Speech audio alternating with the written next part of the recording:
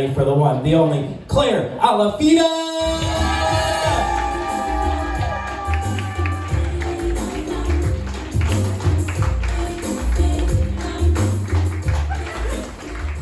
Hey guys, how are we doing?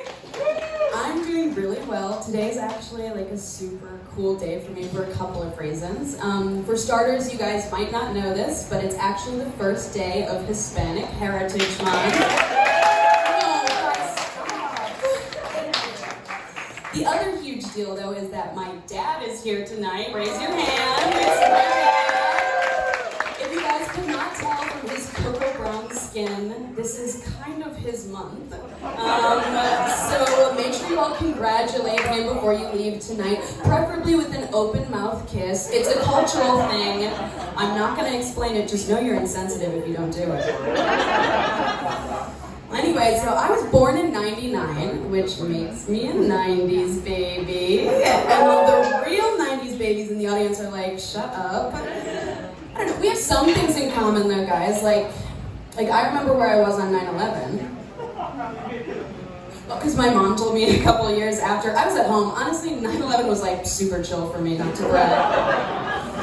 I still have this weird generational gap though, because I don't fully identify as Gen Z, but at the same time I don't have any Harry Potter themed tattoos, so I don't think you can legally call me a millennial. Still though, I just feel really different from Gen Z in a lot of areas, like social media. Today they're using it to organize protests and educate themselves, and it's beautiful.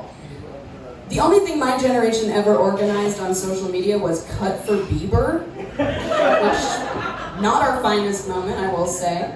Because I think our intent on social media is the same, though. I think both generations, we just want to be famous because we're sick in the head. But today, kids are trying to get famous on TikTok. When I was growing up, the place was Tumblr, which I see we have some veterans in the crowd. Thank you for your service. For those of us who didn't use Tumblr a lot growing up, first of all, what was it like having sex in high school? I never got to try it myself, heard it was awesome. Second though, there was a couple ways that you could get famous on Tumblr. The easiest, as it is on most social medias, was being a rail-thin, beautiful Caucasian girl. And as long as you took some black and white photos with an unlit cigarette, you could kind of make bank.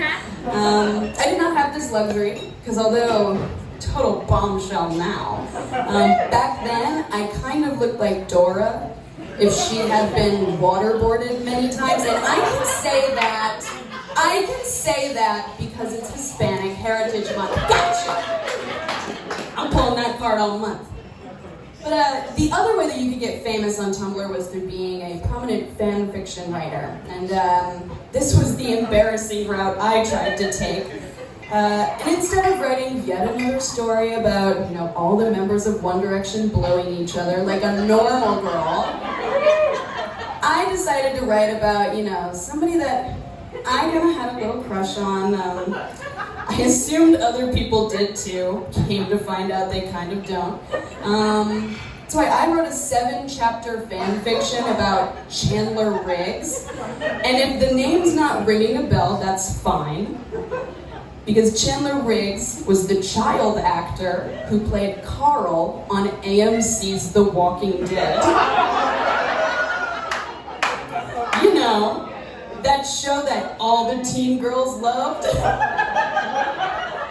Yeah, so color me surprised when I didn't get a lot of people reading my piece. I thought that there would be a much bigger demand for a 13-year-old sad saga of sucking and fucking another 13-year-old D-lister, but maybe I should have read the room on that.